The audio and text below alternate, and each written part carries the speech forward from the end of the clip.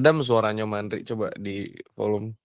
Baik, bismillahirrahmanirrahim. Assalamualaikum warahmatullahi wabarakatuh. Selamat malam, salam sejahtera untuk kita Waalaikumsalam. semua. Alhamdulillah kita berkumpul kembali pada malam hari ini untuk sesi kajian kita Curiosity episode 2 bersama Kuping Andri. Mendengar dengan benar, menyimak dengan bijak. Kalau ada yang salah, jangan sungkan untuk jewer aja ya. Oke, malam hari ini kita akan berbagi tentang merajut benang merah dari problem kemanusiaan kontemporer. Izin saya share screen ya. Saya ada semacam patokan untuk kita berdiskusi. Jadi malam ini saya sudah siapkan slide PowerPoint. Mudah-mudahan sudah muncul. Lagi proses ya. Oke, Curiosity episode 2. Merajut benang merah problem kemanusiaan kontemporer, antara lain genosida, kolonialisme, kapitalisme, saintisme elit global, teori konspirasi, pseudoscience, metafilsafat, dan metodologi. Kita langsung saja masuk ke slide berikutnya. Jalinan benang kusut. Jadi kita lihat ada problem genosida dan kolonialisme. Itu terjadi sejak Amerika ya. Itu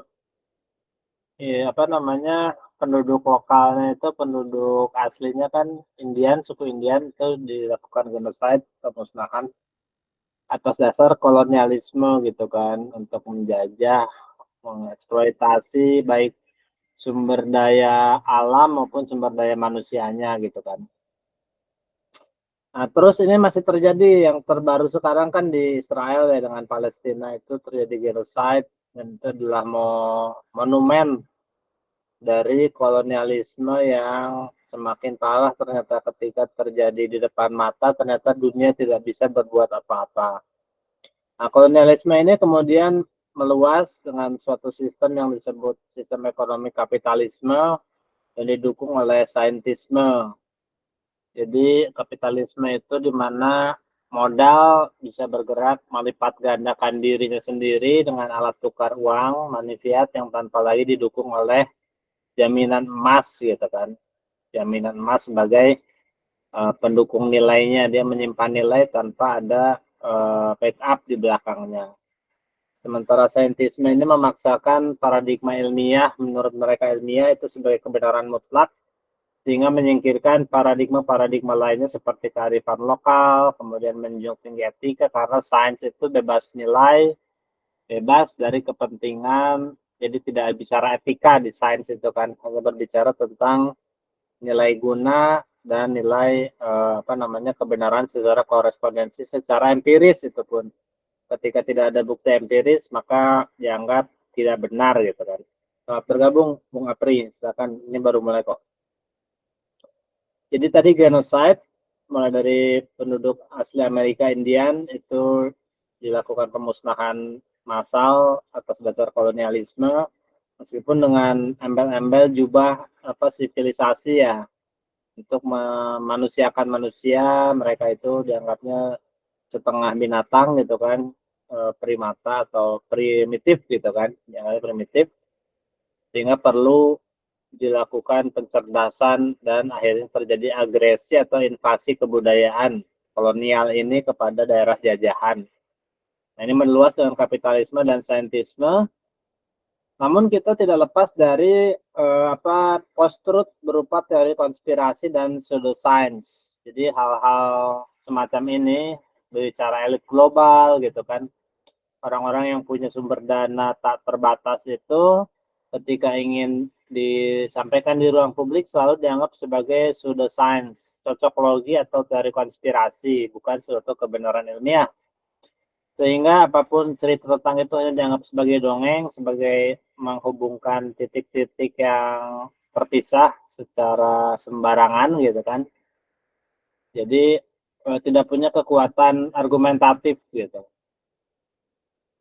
Nah, adapun metafilsafat dan metodologi ini berupaya merapikan itu. Bagaimana sih sebenarnya antara sains, metode ilmiah dengan metode penampakan atau fenomena-fenomena yang bisa kita saksikan secara intuitif itu seperti ada keterhubungan gitu.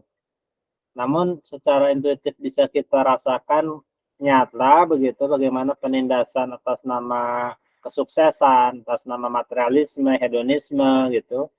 Namun untuk kita buktikan di mahkamah akal itu seperti sulit gitu karena mereka menuntut pembuktian empiris. Ibarat membuktikan seorang koruptor yang punya uang triliunan sementara gajinya hanya gaji PNS gitu kan.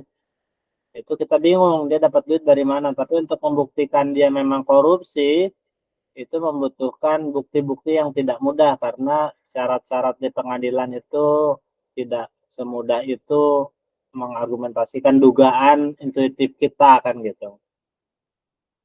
Nah, untuk itu perlu dibangun fondasi paradigma sebagai kerangka kerja atau framework untuk menemukan keterhubungan antar fenomena problem kemanusiaan di dunia kontemporer. Semua itu mulai dari genosida sampai metodologi berupaya coba kita carikan benang merahnya gitu kan untuk menjahitnya itu. Nah ini kita rumusan aku sih secara pribadi dari program Curiosity ini adalah merumuskan dari metafisika ke meta metodologi. Yang awalnya filsafat itu berbicara tentang keberadaan dan keapaan, pertentangan antara eksistensialisme dan esensialisme, apakah eksistensi dulu atau esensi dulu, mana yang lebih mendasar, menuju ke bagaimanaan atau how-ness. Nah, kalau how-ness ini, apa yang dimaksud dengan bagaimana itu pertanyaan yang salah, karena pertanyaan adalah bagaimana itu. Kalau keberadaan itu kan eksistensi itu, adakah itu, kalau esensi itu, apakah itu, nah kalau how-ness ini, kebagaimanaan, bagaimana itu. Nah, jadi pertanyaan kebagaimanaan yang bagaimana gitu kan. Jadi pertanyaan bagaimana itu diajukan kepada kebagaimanaan itu sendiri untuk menyusun suatu paradigma yang lebih memayungi semua fenomena tersebut yang disebut dengan grand rule yang menghasilkan grand design atau keberadaan dan akhirnya menghasilkan grand entity atau esensi itu. Aku coba mengadaptasi filsafat proses di sana dianggap oleh Whitehead ya gerak sebagai inti keberadaan atau eksistensi. Artinya selalu terjadi gerak substansi, gerak perpindahan. Whitehead maupun Mullah Sadra itu menganggap bahwa gerak itu terjadi antara materi maupun non materi, antara materi dan kesadaran, kemudian antara berbagai entitas itu selalu terjadi pergerakan lintas substansi, gitu, transubstansial. Nah, yang ingin dipostulasikan adalah bahwa yang membuat keapaan sesuatu itu nampak nyata adalah dari bagaimana modus eksistensinya gitu. Ketika eksistensi mengada dengan cara tertentu, dia menghasilkan gelas. Ketika mengada dengan cara yang lain, dia menghasilkan piring atau sendok atau rokok atau apapun itu. Jadi yang membedakan itu adalah kebagaimanaan suatu eksistensi begitu. Sehingga ini bisa diupayakan untuk merumuskan gimana sih kapitalisme itu menjadi sebuah entitas, menemukan esensinya. Bagaimana ia hadir, bagaimana ia muncul, bagaimana ia berlangsung, dan akhirnya kita bisa tahu bagaimana untuk mengakhirinya gitu kan. Genosida, segala macam itu tadi kita coba cari grand rule-nya. Bagaimana sih dia bisa muncul? Ada kepentingan apa? Misalkan keserakahan, kerakusan, cinta dunia misalkan atau apa mungkin hal-hal yang bersifat psikologis atau ada hal lain yang lebih mendasar dari itu semua gitu kan sehingga memunculkan orang-orang yang sudah kaya raya hidup enak tapi kok masih saja ingin mengeruk sampai 7 turunan misalkan itu ada apa di situ fenomena itu gitu. Nah, itu yang coba dicari. Kita ketahui dalam filsafat proses itu ada interrelasi, interkoneksi, dan interdependensi. Jadi antara kapitalisme, ideologi saintisme itu ada hubungan dan saling ketergantungan dengan pemanfaatan teknologi, AI, segala macam. Semua itu ada kesaling terhubungan yang menguatkan ataupun melemahkan gitu kan. Itu coba dirumuskan. Kemudian paradigma ketunggalan bahwa keragaman itu bergradasi dan kemenanggalan sebagai gerak proses universal eksistensi. Jadi filsafat proses ini berangkat dari sesuatu yang tunggal sebetulnya, kemudian dari emanasi itu kemudian memancar keragaman eksistensi untuk kembali kepada ketunggalan itu, manunggal gitu, menauhid atau mensingular menjadi satu lagi gitu. Terakhir ini adalah untuk pemantik diskusi kita bagaimana kita merumuskan grand rule paradigm yang mendasari wholeness dari segala sesuatu. Jadi kalau tadi kita kembali ke problem awal kita, jalinan benang kusut ini coba kita urai sebenarnya apa sih yang paling mendasar yang menyebabkan benang ini menjadi ada gitu sebelum dia kusut gitu kan.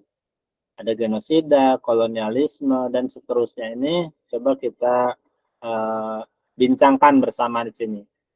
Oke, mungkin itu dulu sebagai pemantik diskusi. Selanjutnya saya persilakan rekan-rekan mungkin bisa beradu pendapat dan mengajukan data-data atau argumentasi, silakan. Boleh langsung open mic.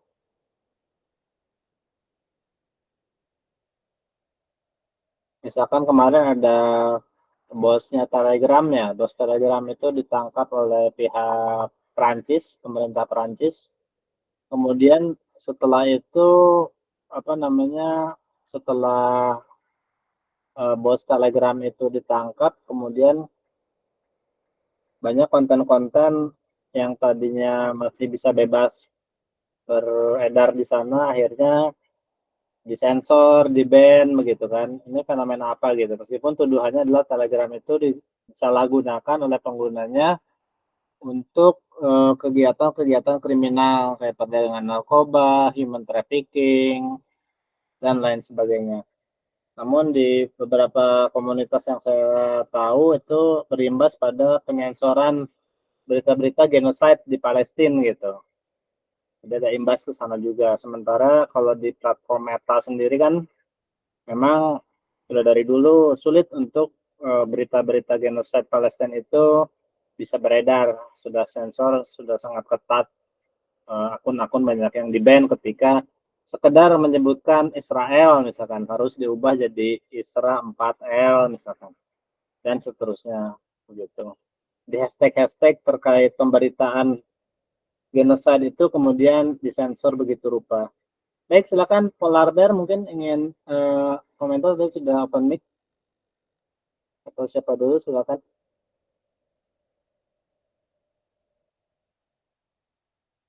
Bung Jafar mungkin.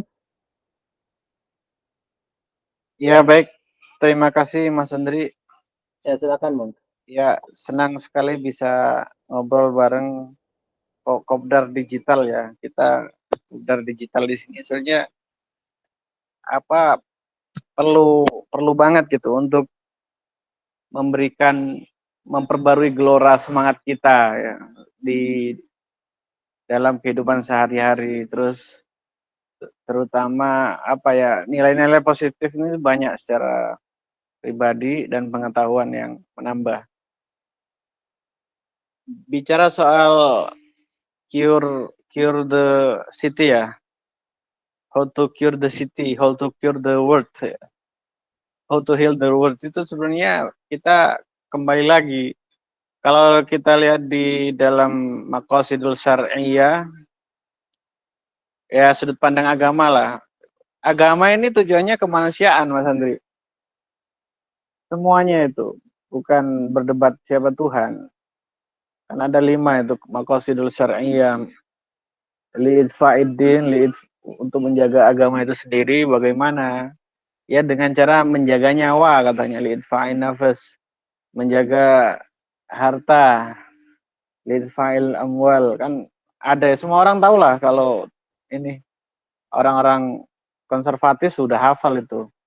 Nah, permasalahannya gini Mas Andri, ya ketika kemanusiaan ini fenomena atau bukan fenomena sih, tragedi, bencana besar-besaran mengenai kemanusiaan yang terjadi di Palestina itu di depan mata sudah. Hampir setahun mereka di blokade ya. Nggak ada satupun truk bantuan yang bisa masuk tanpa izin Israel, tanpa izin. tanpa izin Israel, tanpa izin pihak otoritas Israel. Nah, itu yang saling menyalahkan pihak Mesir sama pihak ini. Mesir apa susahnya tinggal buka aja di Rafah itu. Ternyata enggak, harus ada tanda tangan gitu Mas Hendri. Bahkan Kementerian Luar Negeri kita kan sampai teriak-teriak gitu di Rafah itu. Retno Marsudi kan kok aneh ya, untuk masuk bantuan kemanusiaan itu harus ada izin. Itu pun banyak sekali truk-truk yang terlantar lah sampai expired. Ya, itu tragedi kemanusiaan ya. Ini bukan tragedi, bukan gempa bumi atau bencana tsunami seperti yang di Aceh kok. Ini beda sekali nih. Kalau kita melihat terjadinya bencana itu negara-negara pada berbondong-bondong untuk membantu tanpa harus ada izin ya, tanpa harus ada permit untuk masuk gitu. Ini aneh ini, lucu. Mereka bilang teroris ya, anggap aja kita lihat perjuangan Palestina ini dianggap teroris. Kalau memang teroris, kenapa bantuan kemanusiaan kok dicegat gitu? Ya. Di sisi lain Mas Andri, ini aneh ini. Ini jaringannya luar biasa. Beda kita bandingkan dengan Suriah. Suriah itu wah luar biasa itu. Zaman-zaman saya masih militannya itu di mana-mana itu bergerak orang-orang, terutama yang konservatif ini. Dia yang paling utama untuk menyuarakan kezaliman Bashar Assad. Di mana-mana ada Save Aleppo, Save Idlib, Save Palmyra, Save apalah gitu. Banyak itu reklame yang tersebar di kota-kota besar ya. Cuma sekarang kok aneh gitu. Cuma aneh sekali. Bicara soal boykot aja luar biasa ininya, perdebatannya. Isunya memanas sekali di akar rumput itu Mas Andri. Kalau memang bicara soal kemanusiaan ya jujur aja, toleransi itu jangan dijadikan kedok lah untuk mengangkat isu agama. Jangan. Agama itu nomor satu adalah kemanusiaan. Bukan berdebat mengenai siapa Tuhan. Tuhan sendiri itu tidak dijelaskan rinci. Dalam Al-Quran itu nggak ada. Tuhan adalah apa, nggak ada. Allah itu apa, enggak. Cuma dia yang jelas tujuan utama itu ya kemanusiaan itu sendiri. Kita terkena virus skizofrenia massal sebenarnya ini. Saya yakin ini ada desainnya, ada green desainnya dari pakar-pakar kapitalis ya untuk menentukan rancangannya itu dari puluhan tahun yang lalu dirancang hingga berjalan sejarah kehidupan seperti ini. Semuanya mereka yang kontrol. Bahkan makanan pun ya, makanan obat-obatan itu dari mereka semua. Mereka memberikan hampir mirip sama Tuhan lah. Apapun yang kamu minta kami iniin dengan syaratnya itu kita harus turun temurun akan dikeruk dijajah lah secara global sebenarnya. Itu Mas Andri. Di pihak ini juga kena juga soal ibadah gitu kan, kok cenderungnya ke ibadah ritual, tidak menggerakkan sedikit pun untuk mengangkat kemanusiaan. Bahkan banyak sekali agamawan yang melakukan pelanggaran ya. Pelanggaran sosial banyak sekali. Seperti kasus asusila. Lucu sekali. Belum lagi di sisi teknologi media sosial.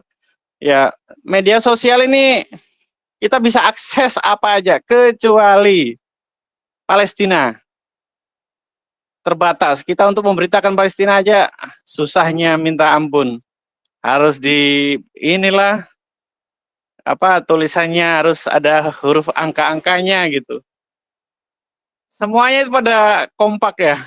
Semua medsos, Facebook, Meta, Twitter dan sebagainya. Beda lagi kalau kita terus terang aja ya. Akses yang lain tuh gampang gitu ya. Misalkan dengan viral video mesum itu gampang kan ya kalau kita lihat. Padahal itu merusak. Ini Palestina ini memberitakan kemanusiaan, apa yang terjadi di sana. Kok susahnya seperti ini gitu Mas Andri? Susah sekali. Ya, untuk sementara itu dulu. Terima kasih Mas Andri. Terima kasih Bung Jafar. Memang ini kayaknya bos-bos media besar itu kalau nggak salah kemarin tuh waktu ada apa ya penobatan Nobel atau apa itu ya, Emmy Awards atau apa itu, mereka bersepakat untuk memboikot salah satu kandidat dari Palestina, jurnalistik gitu. Jadi ada jurnalis dari Palestina yang dinobatkan sebagai ini, tapi kemudian 150 bos media internasional itu memboikot, kemudian akhirnya digugurkan gitu. Artinya memang media-media internasional yang besar-besar itu, BBC apalah itu ya, itu tuh memang sudah terkooptasi oleh kepentingan kolonialis global gitu sepertinya. Dan ini yang perlu kita antisipasi sehingga opini yang beredar di masyarakat itu selalu pilihan-pilihannya hanya dibatasi oleh kepentingan kapitalis dan elit global itu gitu. Mungkin dari Bung Apri ada mau tanggapan, silakan. Dari sisi filsafatnya mungkin atau metodologi, silakan.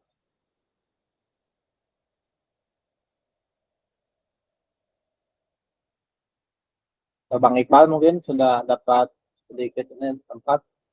Bang Yuda juga, silakan Bang Yuda. Ini Bang Yuda Brandon ya? Bukan.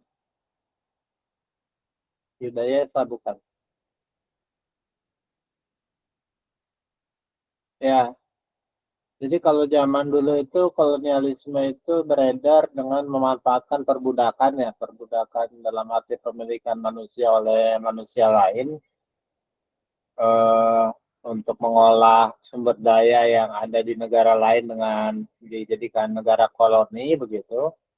Artinya pemilik modal ini cukup melongkang kaki, menggerakkan energi sosial melalui mata uang, akhirnya nanti berlipat ganda gitu. Dia ingin memperbudak kayak gitu kan. Dan di era ketika perbudakan sudah dihapuskan, jadinya mereka menggunakan hegemoni gitu kan. Kita diperbudak tanpa kita sadari, bahkan kita merasa senang dengan konten-konten, dengan simulakra-simulakra, simulasi-simulasi, berbagai pemberitaan yang saling mengalihkan satu sama lain gitu kan. Kita jadi terlena dan sumber daya kita, istilah Rockefeller itu, saya tidak membutuhkan warga negara yang mahir berpikir kritis, saya hanya membutuhkan warga negara yang mahir bekerja katanya. Jadi tolak ukur kesuksesan adalah ketika dia bisa mengabdi pada kapitalis gitu. Didukung oleh para motivator-motivator gitu kan. Jadi kita dibelenggu oleh rantai-rantai yang tidak terlihat gitu. Ini konteks sosiologis ya. Mungkin kalau mau ditarik ke filsafat lebih ketika munculnya keterasingan, manusia itu terasing dari produk yang dihasilkan sendiri. Kalau analisis Marx gitu ya, artinya value yang dihasilkan itu tidak sebanding dengan upah yang dia dapat. Dia menghasilkan 100 juta tapi hanya digaji UMR misalkan gitu. Sisanya diambil oleh investor-investor itu gitu. Namun yang ditekankan kita harus bersabar, bersyukur gitu kan. Jadi agama juga sudah terkooptasi untuk meninabobokan segala lini gitu. Jadi kita itu untuk sadar itu susah banget gitu. Dan mungkin yang terlalu kritis akhirnya dihilangkan aja gitu, dinyahkan, entah dikucilkan atau bahkan dihilangkan nyawanya gitu kan. Kurang lebih kayak gitu. Nah, fungsi filsafat itu kan membangkitkan kesadaran ya akan kenyataan bahwa kita ini sedang diperlakukan apa oleh dunia, apakah ada faktor eksploitasi yang tidak terlihat gitu. Namun peran filsafat yang mencoba membongkar realitas itu akan selalu mengganggu orang-orang yang punya kepentingan kan. Makanya kalau sejarah Socrates itu akhirnya disuruh minum racun adalah suatu kewajaran dari terganggunya kepentingan-kepentingan itu yang merasa berpikir kritis itu kemudian mengganggu produktivitas gitu kan, untuk menggelontorkan eh, profit-profit itu kepada para pemilik aset, para pemilik kapital gitu. Ketika sehari saja pegawai pabrik pekerjanya mogok, misalkan mereka memilih membaca buku sehari saja sudah kerugian berapa miliar triliun gitu kan buat pemilik modal gitu. Jadi udahlah, nggak usah banyak mikir, nggak usah banyak baca, yang penting kalian kerja kerja kerja gitu istilahnya. Mungkin itu pandangan sinisnya ya. Mungkin ada pengimbang dari yang lain, silakan.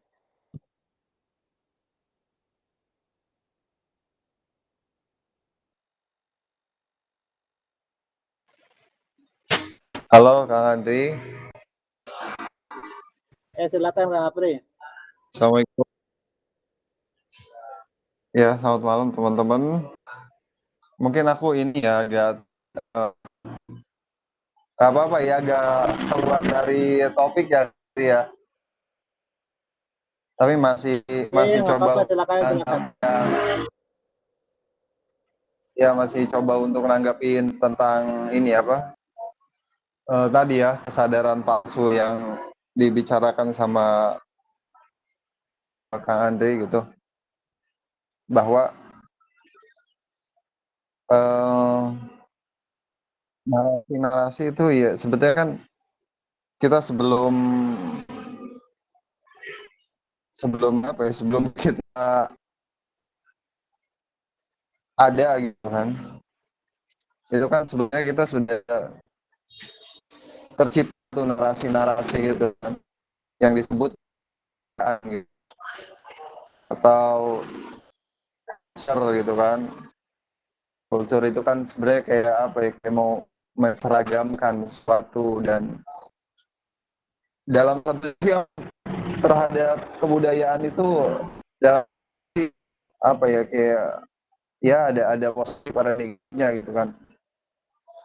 Positifnya itu dia membantu kita untuk survive gitu kan. Cuma negatifnya itu ketika kebudayaan itu tidak mereformasi diri gitu dengan keadaan yang ada gitu. Jadi kayak puritan ya. Puritan tuh kayak dampak negatif gitu. Tapi dampak positifnya ketika kita bisa menafsirkan ulang gitu kebudayaan dan mungkin mereformasi kebudayaan dari kebudayaan itu gitu. Cuma yang apa paling bahaya itu gitu ketika kita nggak bisa menangkap inti kebudayaan itu, yang ternyata gitu kebudayaan itu cuma sebagai kesadaran palsu gitu untuk apa, untuk kita hanya kayak binatang ternak aja gitu. Makanya sebelum kita hidup itu pada dasarnya kan sudah ada narasi-narasi gitu. Kalau kita membaca realitas gitu kan dari alegori guanya Plato gitu, bahwa ada yang namanya doksa gitu kan. Doksa itu sederhananya adalah penilaian yang buru-buru tanpa tanpa diimbangi dengan pengetahuan, maka kita masih kayak di tatanan doksa gitu. Dan saya rasa ketika kita tidak bisa mengakses realitas atau ibaratnya makna hidup kita yang sesungguhnya gitu, karena menanyakan itu akan akan selalu rawan ya, akan selalu rentan terhadap menjadi kayak sapi perah tadi ya, dengan sebetulnya narasi itu dibuat hanya untuk kita masuk ke sistem mereka yang apa ya, yang sebenarnya bukan dari kita itu, kayak ya kita cuma ngikutin sistem aja, tujuannya kayak untuk hidup bahagia terus meninggal gitu kan, tanpa ada yang namanya nilai yang diperjuangkan sama kita itu. Dan bagi saya harusnya budaya itu menawarkan sebuah nilai gitu, yang artinya nilai itu bisa tujuan gitu kan, atau bisa perjuangan yang diperjuangkan untuk tetap ada gitu. Kita nggak harap efek gitu, tapi kita ada aja mungkin. Ya nggak tahu tetap ada, apakah kalau itu nilai yang kita hargai itu berguna gitu, ataukah nilai itu memang layak untuk tetap di, seperti yang tadi ada Kang Kaf gitu kan, siapa tadi, bawa Palestina gitu kan, dia kan mau mencoba untuk mempertahankan nilai yang namanya nilai kemanusiaan gitu kan, yang artinya nilai kemanusiaan harus di atas nilai yangnya hidup gitu. Karena buat apa gitu yangnya hidup, tapi um, apa ya, kita menukar kemanusiaan dengan entah itu kenyamanan atau umur yang lebih panjang gitu kan. Ya kalau kita menghargai kemanusiaan, harusnya kita nggak apa-apa ditukar sama umur yang pendek gitu. Lagian umur udah ada takdirnya gitu kan, kalau untuk orang beriman gitu kan. Saya rasa itu ya kan. Jadi saya rasa kayak kapitalisme gitu kan, termasuk narasi yang doksa itu gitu. Meskipun gitu kan, saya selalu bilang kapitalisme itu salah satu bentuk dari perjuangan nilai juga sebelumnya ya. Tapi gitu kan, dengan yang saya bilang bahwa nilai itu sendiri kita harus ambil esensinya, tapi harus melihat konteksnya juga, karena ternyata ada dampak-dampak negatif kapitalisme sendiri gitu. Kalau kita lihat perkembangan sejarah kan, kapitalisme pemberontak dari nilai aristokrasi gitu, dan privilege dari hubungan darah dan hubungan sanad gitu, hubungan sanad keluarga gitu kan. Sedangkan dengan kapitalisme itu kita bisa bebas dari satu narasi itu gitu, dengan memakai narasi baru, yaitu meritokrasi gitu, kemampuan untuk mengelola sumber daya atau kapital itu sendiri gitu. Sedangkan sekarang gitu, yang kapitalisme juga yang tadinya berjuang untuk pembebasan gitu, sekarang mempertahankan kebebasan itu untuk dirinya sendiri, yang artinya ya dia harus mengorbankan kebebasan yang lain gitu agar dia bebas sendiri gitu. Ya artinya ya dia udah, kalau dia awalnya berjuang dengan kebebasan gitu, sekarang malah dia mau tidak bebaskan orang lain gitu meskipun dianya bebas gitu. Dan saya rasa untuk sekarang itu kita harus mengerti nilai dan apa yang diperjuangkan gitu. Kalau misalkan memang nilai kesenangan adalah lebih worth it gitu, ya itu choice gitu kan. Tapi apakah ada itu nilai yang lebih tinggi daripada kesenangan itu? Nah, itu kan di komentarku ya. Terima kasih. Baik. Terima kasih Kang Apri. Jadi memang di hadapan berbagai narasi dan fenomena yang kita hadapi ini, kita akhirnya harus punya strategi personal ya.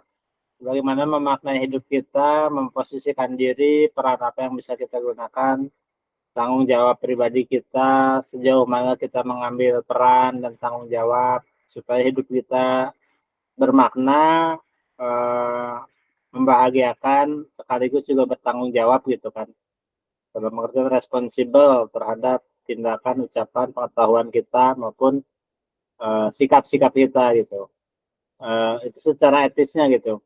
Jadi walaupun kita ada di sistem kapitalis atau sosialis di Indonesia atau di Palestina atau dimanapun, kita selalu memiliki kesempatan yang sama untuk memilih apakah hidup ingin bermakna atau tidak. Itu tergantung dari konteks-konteks personalnya masing-masing. Adapun terkait dengan kesadaran kita mengenai apa yang terjadi di dunia saat ini dengan perkembangan sejarah peradaban manusia, itu terkait dengan tugas-tugas kerja-kerja peradaban itu kan, mungkin ada yang terpanggil ke sana dan perlu membuat sebuah sistem tandingan atau menyuarakan suara batinnya.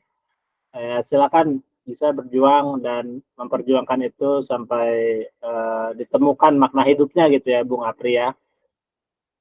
Baik, Bung Iqbal mungkin ingin menanggapi, silakan Bung.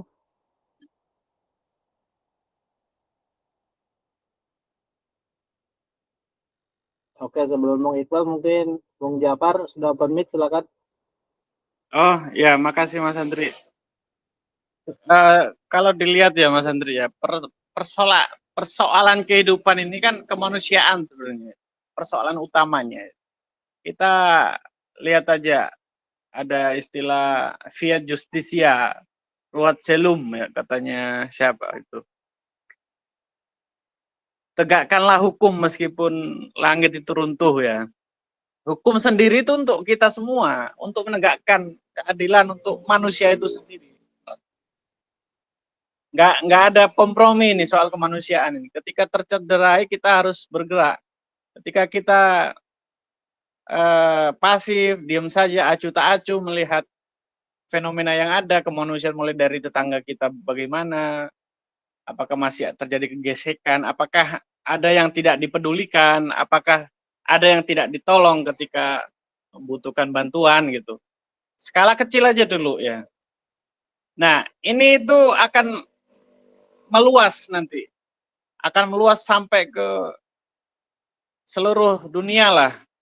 Kita jangan melihat apa namanya ada keterpisahan antara hukum sama manusia, antara agama sama manusia, antara apapun lah sama manusia itu sendiri. Padahal kita sendiri hidup di dunia ini sebagai manusia ya otomatis ya kita merasakan semuanya, berbagai macam problem itu kita lihat. Dan yang paling besar sekarang tragedi yang paling memilukan ya tragedi Palestina. Kita menganggap ekonomi maksudnya ya kapitalisme kayak sebuah solusi gitu ya. Ya kita lihat aja bukti yang sudah terjadi belakangan soal Freeport yang perjanjiannya puluhan tahun itu. Ketika sudah menipis mau ditinggalkan dan pencemaran atas proyek tersebut bagaimana? Kan ditinggal setelah nggak ada keuntungan, belum lagi pertambangan-pertambangan yang lainnya. Ini gunung dihabisin sampai minus ke bawah ya. Berapa ratus ribu hektar itu yang jadi korban tanda petik keuntungan mereka. Belum lagi soal nikel yang terbaru. Saya dengar nikel ini perjanjiannya lebih dari Freeport, Mas Andri. Ada yang bilang 150 tahun perjanjiannya bahan baku baterai ini, sehingga kapitalis Zionis kayak Rothschild turun gunung ya dari camp komplek elitnya yang dikenal Camp David ada komplek mewah termewah sedunia sampai datang ke Indonesia. Saya mencoba untuk menerawang ya sejauh mana kok sepenting apa ini mereka, ternyata ke arahnya ya ke tambang lagi. Saya dengar 150 tahun itu melebihi Freeport. Terus apa untungnya? Itu ya, Bang Jafar, yang di Batam ya?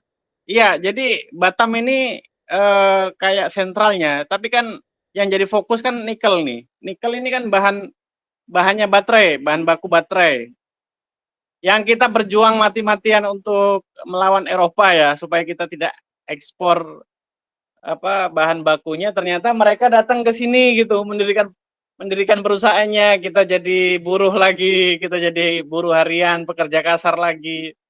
Ya kalau dibayar fair gitu, memang fair kira-kira, mereka meraup keuntungan yang sangat besar, kita cuma berapa sih per hari, 100.000 lah anggaplah, itu kan buruh atau enggak UMR daerah sana. Ya, belum lagi dampak dari pembuangan limbahnya, belum lagi nanti apa yang terjadi setelah habis, otomatis akan ditinggal seperti kubangan-kubangan raksasa yang ada di Bangka Belitung, yang timah itu. Dan itu kan mencemari lingkungan itu. Terus apa untungnya bagi kita? Kita melihat di Argentina, dengan bangga mereka bilang peso diganti dengan dolar. Jadi Argentina ini merasakan krisis ekonomi yang sangat luar biasa ya, inflasi besar sampai presidennya pun mau nggak mau harus pakai dolarisasi. Lucu kan Mas Andri? Kita diiming-imingi kayak kerjasama ternyata kita tertimpa batunya juga. Itu. Belum lagi kita melihat apa militer ya. Militer Indonesia ini sangat mesra sekali sama Garuda Shield. Garuda Shield itu perkumpulan apa ya, ormas militer lah ibaratnya di Asia Tenggara. Ada Singapura, ada Thailand. Uniknya di situ ketuanya Amerika. Amerika lagi yang jadi ketua, terus ada Inggris, ada Prancis. Kita latihan perang sama orang-orang yang ini lagi gitu. Latihan perang apa ya? Perang-perangan apa? Di Banyuwangi beberapa bulan yang lalu. Ya, saya melihat sih ini ada arahnya ini militer Indonesia condongnya ke NATO karena di waktu yang sama itu fakta pertahanan Atlantik atau NATO ini atau gabungan negara dalam hal organisasi militer ini sangat besar gitu. Tapi ketika melihat isu kemanusiaan melempem sekali, kok kalah sama katanya menegakkan keamanan. Buktinya mereka yang melanggar jelas keamanan, melanggar kemanusiaan, melanggar semuanya itu yang ada di Palestina. Semuanya dilanggar. Mulai dari A sampai Z itu apa yang nggak dilanggar? Kedaulatan, terus apa namanya, jaksa ICC aja diancam itu, kita bungkam saja itu. Ketika jaksa ICC itu menurunkan timnya untuk menyelidiki apa namanya, menyelidiki kasus genosida yang dilaporkan oleh Korea, oleh siapa, Afrika Selatan ini diancam sudah, dan kita nggak berkutik gitu. Dan ada kayak kompromi gitu. Siapa yang bisa menekan Israel? PBB aja nggak bisa gitu. Saya langsung bantah, satu-satunya yang bisa menekan Israel ini adalah rudal Iran. Saya bilang gitu ke teman-teman itu. Kita jangan apa kayak berkompromi, nggak ada yang bisa gitu. Terus mereka memberikan solusi supaya diplomasi wacana yang sangat penuh dengan apa ya, imajinasi, ya, khayalan belaka itu diplomasi. Di sisi lain kita apa namanya kena perdebatan yang nggak aneh juga ini, perdebatan etnis, anti etnis, Baalwi, Nasab, dan bahas-bahas kuburan gitu loh. Masal se-Indonesia. Sedangkan di waktu yang sama mereka mengeruk kekayaan kita, mengeruk apa namanya sumber daya alam kita, dan limbahnya kena ke kita juga. Belum lagi krisis ekonomi yang akan menghadap yang kita akan hadapi bersama gitu Mas Andri. Ya. Terus gini ya, apa namanya, kalau memang nggak ada lagi gitu, solusi apa misalkan? Ini sih sebenarnya bukan solusi atau gimana caranya how to cure the world gitu. Orang sakit itu harus dioperasi dulu, apanya yang diangkat kankernya. Kita harus merasakan sakit. Kita harus merasakan nggak enak lah untuk meminum pil pahit supaya kita sembuh. Begitu juga dunia. Ya kita terang-terangan saja lah, secara kasar ya, secara keras ya. Kita harus berperang memang. Apapun caranya, kita harus berperang. Kita ini semua tenaga, pikiran, keringat kita gampang sekali terkendali sama mereka. Kita harus lawan. Iya. Apapun caranya, seminimal mungkin lah. Gitu. Jangan sampai kita terkecoh, termanipulasi sama apa namanya desain-desain mereka. Perdebatan yang lucu sekali. Mereka sudah big apa namanya, big company, mereka itu luar biasa Mas Andri. Mereka menawarkan big food ya. Semua makanan yang kita di hadapan kita yang mereka sajikan itu mereka semua yang nyajikan dari PT-PT mereka. Di sisi lain ketika kita mengalami penyakit, nauzubillah, diabetes apa namanya dan sebagainya, itu mereka juga yang menawarkan obatnya. Ya, gitu Mas Andri. Jadi memang kita harus puasa lah ibaratnya ya, mengurangi gula, mengurangi beli apa namanya produk-produk mereka, dan kita coba jamu apa begitu supaya melawan bentuk perlawanan kita secara sederhana. Di waktu yang sama agamawan juga nggak ada ininya lah. Memang saya setuju kalau kita lihat agamawan kok semakin mengalami kemunduran ya. ya hajar aja, itu bukan bukan untuk membangun, malah mengalami kemunduran. Misalkan perdebatan masalah gerakan boykot itu BD apa namanya, gerakan boykot, banyak sekali yang kita mengalami penghabatan itu ya. Begitu Mas Andri, terima kasih ya untuk sementara itu. Baik, terima kasih Bung Jafar. Jadi memang mungkin salah satu nanti mungkin bisa kita rumuskan ya, sebelum kita heal the world gitu kan, kita harus diagnosa dulu penyakitnya, kalau emang kanker harus dibedah gitu kan. Jadi mungkin yang lebih konkret itu kita bikin jurnalisme perlawanan ya, jurnalisme yang menginikan fakta dan secara hardcore gitu, secara hardcore mengungkap fakta, kebenaran tanpa basa-basi dengan prinsip jurnalistik yang standar, dan itu kita perjuangkan untuk orang-orang terbiasa menulis dalam nuansa perlawanan begitu, Bung Jafar. Artinya bukan suatu tendensi untuk sekedar cover both side atau sekedar formalisme jurnalistik gitu, tapi ada satu nilai yang ingin diemban oleh kegiatan penulisan itu untuk menguak simptom-simptom gitu, gejala-gejala penyakit dari peradaban ini, dari mulai cara pandang, kemudian world view-nya, kemudian praktik-praktik kebudayaan dan sebagainya, sehingga bisa sebuah tawaran dari media-media mainstream yang sudah dikooptasi oleh para investor, oleh para kapitalis itu untuk membungkam kebenaran itu. Mungkin itu bisa jadi tawaran Bung Jafar. Jadi ada semangat untuk menulis itu sebagai sebuah katarsis perlawanan untuk menyadarkan gitu, kira-kira. Gimana Bung Jafar kalau kayak gitu? Iya, benar, saya setuju sekali Mas Andri, karena kita ini sudah tercemar sama energi-energi negatif mereka melalui medsos ya. Medsos ini semakin memanaskan suasana sebenarnya. Nah, itu bentuk bentuk keamanan bagi musuh kita gitu Mas Andri. Jadi ketika kita berdebat hal-hal yang nggak penting sama sekali, musuh kita itu enak sekali masuk gitu. Kita kebobolan lah ibaratnya. Kita kayak euforia lah perdebatan perdebatan ini, dan hasilnya apa sih gitu. Apalagi yang lucu kan etnis sekarang ya, perdebatan etnis. Mereka kok mulus sekali masuk ke Freeport Jilid 2 ini yang di Batam itu. Bahkan lebih dahsyat itu Freeport Jilid 2 ya. 150 tahun perjanjiannya Mas Andri. Itu yang bocor itu, belum lagi yang saya dengar. Saya pernah punya temen itu di Jakarta, ya dia spokesperson ya di Kedutaan Besar Belanda, bilang gini, semua perjanjian yang kita lakukan itu merugikan bangsa kita sendiri.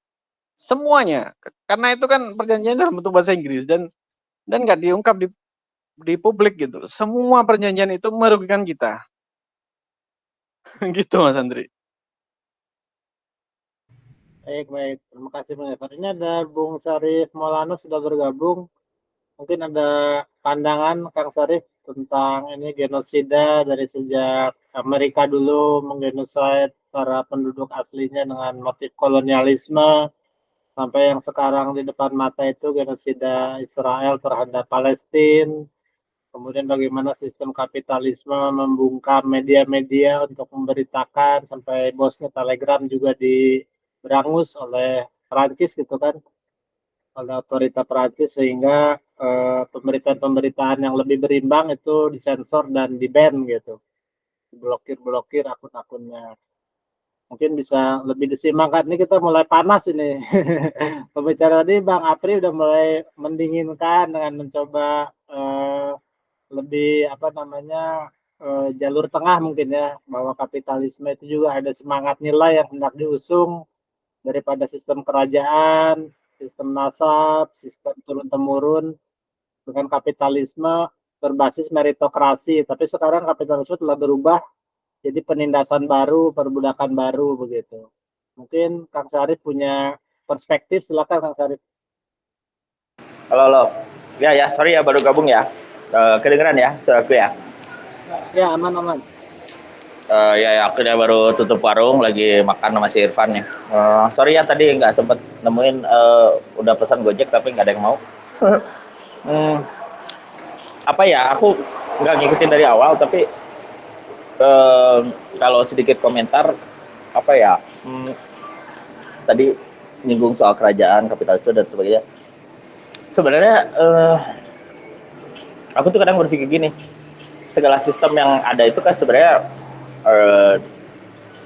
adalah sebentuk kritik terhadap sistem sebelumnya ya, masalah sebelumnya. Misalnya ya misalnya dulu ada feodalisme. Nah, feodalisme kan kita menganggapnya sesuatu yang buruk ya, ininya peyoratif lah istilahnya ya. Tapi kan dulu kekuasaan dibagi pada kaum feodal gitu ya. Lalu kalau kita baca Musashi gitu kan itu kelihatan itu baru definisi feodalisme yang real ya, bahwa ada militer yang mengawal tuan tanah gitu ya, atau samurai gitu ya. Lalu ada sistem kerajaan yang kemudian mengalihkan itu semua pada raja ya, atau kekuasaan tertinggi yang kemudian menganggap kepemilikan itu ada pada satu tangan atau satu pihak. Nah, hal-hal seperti liberalisme, kapitalisme itu sebenarnya juga kalau kita tarik dari sejarahnya itu juga punya alasan-alasan ya pemunculannya ya. Kayak liberalisme itu kan dari si Locke itu kan Locke, siapa tuh? Bukan si Locke ya, si habis Hobbes itu siapa? Kayak ngobrol jeung si Irfan deh. John Locke, sorry. Sorry udah lama nggak ngomong filsafat jadi lupa. Jadi dialihkan kan, jadi seolah-olah harus ada alasan kenapa seseorang punya berhak memiliki sesuatu yang mana dianggap sebagai hasil kerja gitu loh, yang justifikasinya. Nah kalau Marx kan hasil kerja itu ya hasil kerja pekerja gitu, buruh harusnya yang paling berhak memiliki itu di situ kalau mau konsisten dengan argumennya Locke. Tapi poinnya adalah bagaimana sebenarnya satu perjalanan dari satu sistem dari yang tadinya katakanlah kalau pakai bahasa religius punya niat baik begitu ya, punya satu keinginan untuk memberikan tawaran baru yang lebih baik gitu, kemudian menjadi terdegradasi gitu ya, menjadi masalah besar bagi dunia, seperti kita serang kapitalisme gitu ya, tapi sebenarnya kapitalisme intensinya akan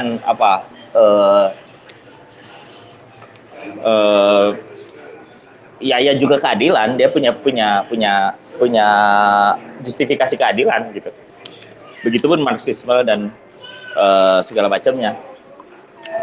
Nah itu bagaimana mungkin teman-teman punya tanggapan. Aku nggak ngikutin dari awal sih, cuman aku tadi baca publikasinya kayak banyak yang bisa dibahas ya, kayak tadi ada bahasan pseudoscience, saintisme gitu ya.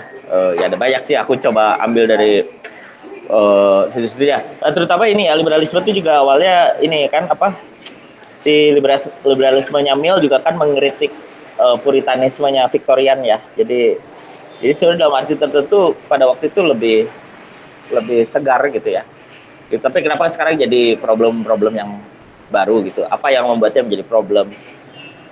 Gitu, Kak Ari. Asal aja ngecap. Oke, siap. Kang Sarif, enggak. Baik, jadi tadi ya kita coba memahami dulu ini rahim kapitalisme itu apa, semangatnya seperti apa, kemudian dia berubah, terdegradasi begitu. Kemudian nanti berganti lagi, apakah memang siklus alam itu seperti itu gitu. Tapi kemudian kalau misalkan kita melihat anomali gitu, paradoks dari perkembangan zaman yang semakin terinterkoneksi antar negara, antar disiplin ilmu, tapi juga tantangan di hadapan semakin besar gitu kan, entah itu hanya pengiringan opini atau memang real gitu kan.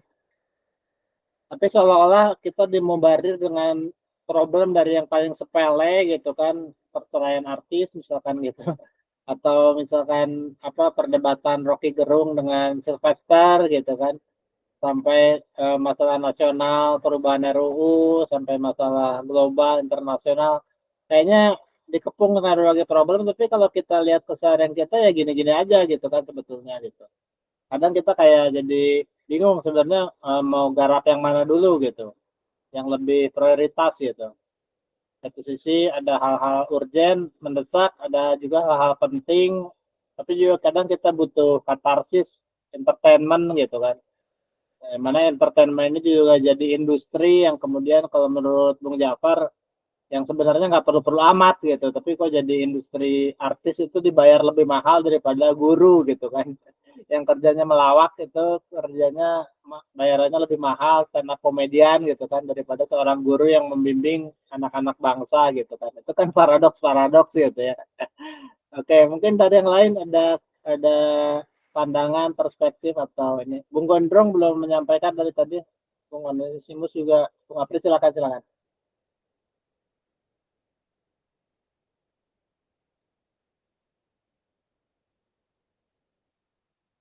Ada lagi kah dari Kang Apri?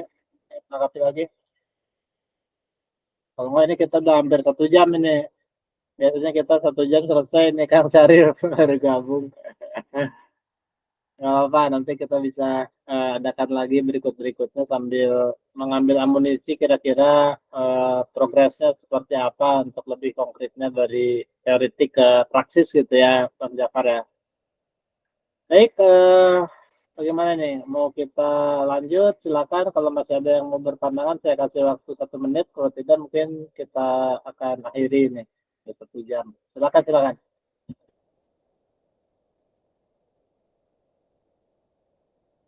Ya, Ya aku gimana? ada mau Bung Jafar dulu silakan. Saya dulu. Enggak, Mas Arief dulu. Iya. Sedikit aja deh, aku merasa bersalah nih baru datang. Tapi mungkin tadi aku dapat bocoran sedikit dari Irfan tentang proyeknya Kang Andri. Mungkin aku pernah singgung ini di pembahasan awal ya. Perkara pembahasan sebelumnya lah, nggak tahu apa masih dalam rangkaiannya atau bukan, tapi perkara everythingness ya, satu sistem yang merangkum semua, yang sepertinya jadi sasaran Kang Andri ya. Mungkin aku baru sadar ya betapa canggihnya Marxisme itu ketika dia misalnya seorang Marxis ya, dia itu bisa menjawab berbagai problem dengan kacamata Marxisme gitu. Itu menunjukkan Marxisme itu berhasil sebagai sistem. Meskipun masalahnya adalah reduksionis ya, bahwa segala-galanya selalu dilihat dari kacamata Marxisme gitu. Marxisme bisa bahas seni, Marxisme bisa bahas sains, Marxisme bisa bahas epistemologi, metafisika dan sebagainya. Dan itu mungkin ciri-ciri dari segala proyek dari Jerman idealism ya, termasuk pada Hegel dan Kant. Kan kalau kita perhatikan seorang eksistensialis kan bukan pada tipenya memandang segala sesuatu dalam bentuk sistem ya, karena dia mah lebih pada fragmen-fragmen gitu. Heidegger juga menurutku mengusahakan satu sistem ya, meskipun sistemnya kemudian mengajak kita pada kesimpulan tentang being in the world ya, bersama orang-orang bersama dalam dunia gitu ya. Ya paling itu tantangan buat Kang Andri kali ya, kalau mau menciptakan sistem. Mengujinya adalah menurutku sih dengan mencoba menjawab semua hal dari perspektif itu, meskipun masalah sistem selalu pertama reduksionis ya, menganggap bahwa segala sesuatu jadi tidak lebih daripada A, tidak lebih daripada B, jadi yang dilihat cuman B-nya doang, A-nya enggak gitu. Atau seperti tulisanku tentang prinsipia logikanya Martin, aku di akhir itu aku kritik kalau spektra logika tertata dianggap sebagai satu sistem yang mencoba menyelesaikan problem filsafat dan spektra logika tertata itu terdiri dari 6 sistem logika, berarti kita harus mempelajari 6 sistem logika untuk menyelesaikan sebuah problem filsafat. Artinya praktis. Jadi ibarat orang mau nyapu, belajar pakai sapunya teh 5 tahun sebelum nyapu, jadi nyapunya tidak beres-beres. Nah, apakah Kang Andri sudah memikirkan hal-hal itu sebagai konsekuensi dari sistem ya, pembentukan sistem? Itu aja sih ya. Semoga tidak terlalu bersalah. Aku udah try. Thank you. Ya, memang Kang Sarif. Ya, saya pernah ceritanya sama Kang Sarif itu tentang sistem yang serba meliputi gitu ya, sistem pemikiran yang serba meliputi. Nanti resikonya terjebak dalam reduksionis. Terus Kang Apri juga bilang bahwa ketika kita berusaha membuat sebuah sistem yang serba meliputi, yang sempurna, itu selalu akan ada anomali-anomali gitu, dan itu akan menjadi antitesa gitu kan. Kesulitan tadi ketika kita berupaya bercanggih-canggih, bermeta-meta gitu kan, itu nanti untuk menyelesaikan masalah kecil yang hanya butuh waktu beberapa menit, itu kita belajarnya bertahun-tahun, puluhan tahun, belasan tahun, kan jadi nggak praktis gitu ya. Ya itu beberapa tantangan, tapi saya juga mungkin perlu berkaca diri gitu, siapalah saya, artinya saya harus banyak belajar dulu dari sistem-sistem yang udah ada kayak Hegel, kemudian Marx gitu. Apa kekurangan mereka, kemudian apa keunggulan, daya daya keunggulannya gitu. Kalau bisa diselesaikan sama yang udah ada, buat apa bikin yang baru gitu kan. Ibarat memberi solusi tanpa masalah gitu. Masalahnya apa, tiba-tiba ada solusi gitu. Ini cuman sebuah apa ya, pengupayaan supaya hidup saya terasa ada maknanya aja gitu Kang Syarif. Cuman emang kecenderungan untuk membuat sistem itu mungkin karena ontologi ya, dari Mula Sadra itu yang berusaha menginikan eksistensi absolut gitu. Kalau saya sih mungkin nantinya justru lebih kayak ke semacam absolutisme yang relatif, dalam arti bahwa ketika absolut itu mau disebut apapun sama-sama tunggal gitu. Bolehlah sebut itu idealisme absolut, materialisme absolut, atau apapun ketika sudah absolut pasti dia itu meliputi dan dia tak terbatas, artinya tidak ada keberbilangan di situ. Mau disebut spiritualisme absolut atau duniawi absolut, itu hanya masalah penyebutan aja gitu. Dan akhirnya nanti ketika aku coba mengintrodusir dari sisi kebagaimanaan, how-ness itu lebih praktisnya bahwa ya tinggal diamati aja sih bagaimananya gitu, ke prosesnya itu. Bagaimana sesuatu itu muncul, berlangsung, kemudian sirna digantikan dengan yang lain, berusaha mencari hukum dasar gitu, grand rule, kenapa sesuatu itu bisa menjadi subjek pembahasan gitu. Mungkin bisa ditarik benang merahnya di situ. Jadi itu bisa buat untuk mendekon, untuk merekon, atau untuk mengkreasi sesuatu yang baru, memahami, ataupun untuk merancang gitu. Jadi kayak OS-nya lah gitu. Kalau di komputer tuh binernya, sistem binernya yang mendasar gitu. Tapi itu kayaknya sih lebih imajinasi aja sebenarnya. Aku nggak mumpuni untuk itu gitu. Tapi masukan-masukan Kang Sarif sangat sangat saya apresiasi dan saya catat gitu kan. Dan masih banyak masukan lain lagi sebetulnya dari Kang Sarif yang perlu saya tampung gitu. Cuman eh, ya saya harus ini tekun-tekun mempelajari tulisan-tulisan Kang Sarif yang banyak itu, dan lumayan eh, keren sih gitu, ininya apa namanya, renyah gitu untuk bisa saya baca dengan ringkas-ringkas padat gitu. Terima kasih Kang Sarif. Baik, Kasih. siap siap. Sebelum kita tutup mungkin ada dari Kang Jafar dan Kang Apri masing-masing satu kali statement, setelah itu kita tutup mungkin ya. Silakan. Ya baik, terima kasih Mas Andri ya.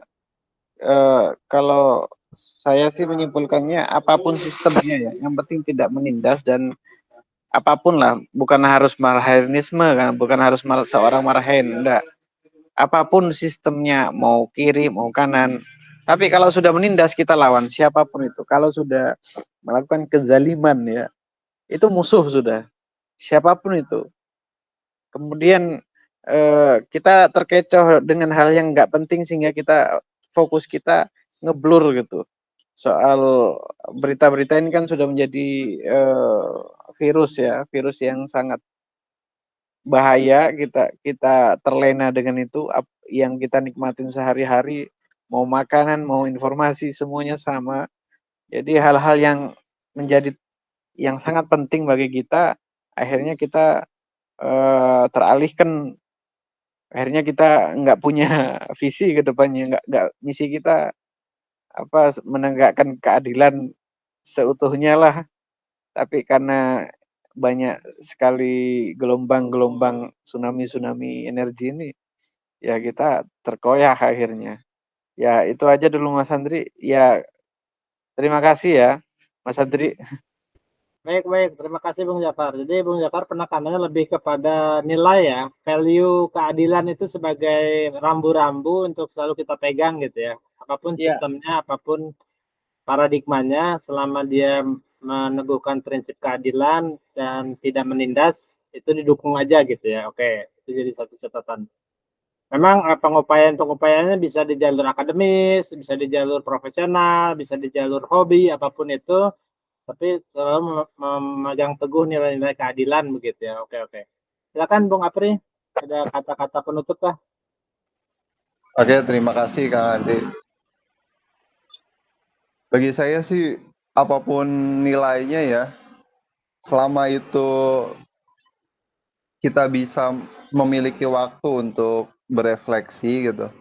Entah kita peduli dengan nilai kebebasan atau lawannya adalah kesetaraan gitu kan. Ya selama kita memilih dengan sadar gitu, kita diberi waktu untuk kayak berefleksi gitu. Ya saya rasa memang dunia ini ya pada saya pertentangan nilai ya.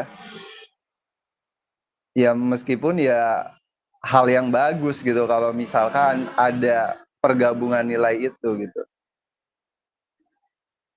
Jadi saya rasa filsafat adalah jeda untuk refleksi itu gitu. Siapa tahu nilai yang kita perjuangkan itu ada nilai yang mungkin bukan dari diri kita gitu.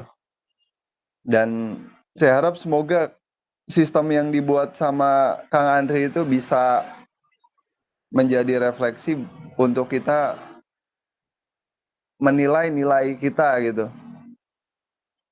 Mungkin itu Kang Andre dari aku. Terima kasih. Oke, mantap. Terima kasih Bang Apri. Jadi lebih ke otentisitas ya, bahwa itu nilai kita itu diusung dari kita atau dari eksternal, dipaksakan eksternal. Baik. Baik, mudah-mudahan semua ini bermanfaat buat kita semua. Buat saya sendiri sangat berguna dan membuat saya bisa mendapat banyak input dan bahan-bahan untuk saya olah kembali. Saya ucapkan terima kasih. Mohon maaf sudah menyita waktunya. Mudah-mudahan direlakan kalau ada hal-hal yang kurang berkenan. Saya tutup. Selamat malam. Assalamualaikum warahmatullahi wabarakatuh. Selamat beristirahat. Terima kasih semuanya. Terima kasih.